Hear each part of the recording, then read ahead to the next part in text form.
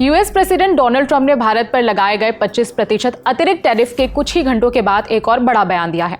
Washington DC में press conference करते हुए ट्रंप ने कहा कि ये तो अभी शुरुआत है, आने वाले वक्त में आप बहुत सारे सेकेंडरी सैंक्शंस देखने वाले हैं।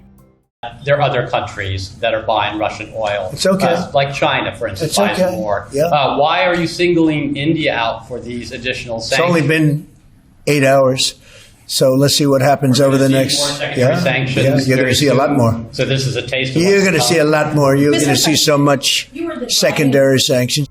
जब एक पत्रकार ने पूछा कि भारत ही क्यों टारगेट किया गया जबकि चीन भी तो रूस से तेल खरीद रहा है, तो इसके जवाब में ट्रंप बोले कि अभी सिर्फ 8 ही घंटे हुए हैं, आगे देखिए क्या होता है, आप बहुत कुछ और देखने जा रहे हैं।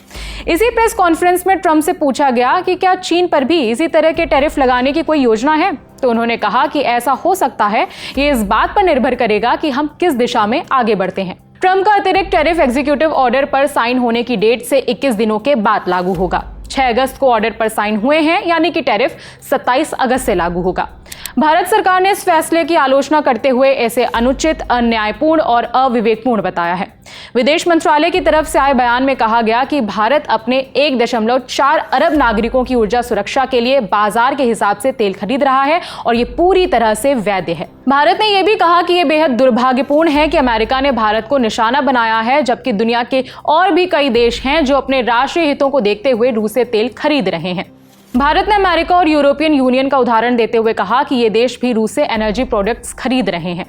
विदेश मंत्रालय के बयान में यह भी कहा गया कि भारत अपने राष्ट्रीय हितों की रक्षा के लिए हर जरूरी कदम उठाएगा। भारत के इस आरोप को लेकर भी अमेरिकी सरकार के एक अधिकारी ने बयान दिया है। एक सीनियर अमेरिकी अधिकारी ने एएनआई से बात करते हुए कहा कि भारत यूक्रेन युद्ध का फायदा उठाकर जानबूझकर रूस से तेल खरीद को बढ़ा रहा है।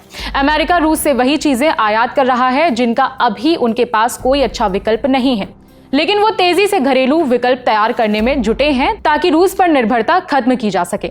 इसके उलट भारत ने युद्ध का फायदा उठाकर जानबूझकर रूस से कच्चे तेल की खरीद को काफी बढ़ाया है, जबकि दुनिया में करीब 40 बड़े सप्लायर्स हैं जो भारत की जरूरतें पूरी कर सकते हैं। यानी बात मिला जुलाकर रूस से तेल लेने पर है। अब इस पर रूस का भी कमेंट आया है। रूस ने ट्रंप के फैसले पर प्रतिक्रिया देते हुए भारत का समर्थन किया है। रूसी न्यूज एजेंसी TASS के मुताबिक क्रेमलिन के प्रवक्ता दिमित्री पेस्कोव ने कहा कि हम ट्रंप के कई ऐसे बयान देख रहे हैं जो धमकी भरे हैं। ये दूसरे देशों पर दबाव बनाने की कोशिश है ताकि वो रूस से व्यापार बंद कर दें, लेकिन हम इन्हें गैरकानूनी मानते हैं। आपको बता दें कि ट्रंप ने इसी साल अप्रैल में टैरिफ का ऐलान किया था, लेकिन बाद में 90 दिनों की मोहलत दे दी गई थी ताकि तमाम देश अमेरिका से व्यापार संधि कर सकें। इसमें भारत का भी नाम था, लेकिन इंडिया और यूएस की ट्रेड डील अभी अटकी हुई है और अब टैरिफ आ गया है। लेकिन ट्रंप की बिना धार वाली तलवार बस इंडिया पर नहीं चली है, और भी देश हैं जो रूस से तेल लेने के चक्कर में लपेटे में आ जाएंगे। ट्रंप के आदेश के सेक्शन 5 में लिखा गया है कि जो भी देश रूस से तेल खरीद रहे हैं डायरेक्टली या फिर इनडायरेक्टली, उन पर भी 25% का टैरिफ लगाया जाएगा। जानकार बता रहे हैं कि मजनू भाई की इस लिस्ट में अब नाम चीन और तुर्की का भी हो सकता है। और किन किन देशों को चुंगी लग सकती है?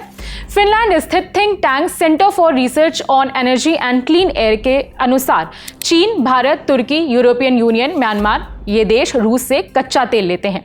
लेकिन कुछ देश ऐसे हैं जो दूसरे पेट्रोलियम प्रोडक्ट्स भी रूस से खरीदते हैं, जैसे कि ब्राजील, सऊदी अरब, संयुक्त अरब अमीरात, लीबिया, ताइवान, ट्यूनीशिया, मिस्र, मलेशिया, घाना, दक्षिण कोरिया और नाइजीरिया। ये देश भी ट्रंप के बांटे हुए अप्रेजल लेटर का इंतजार कर रहे होंगे।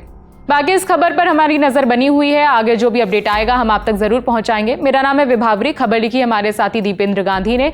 देखते रहिए दी ललन टॉप। शुक्रिया।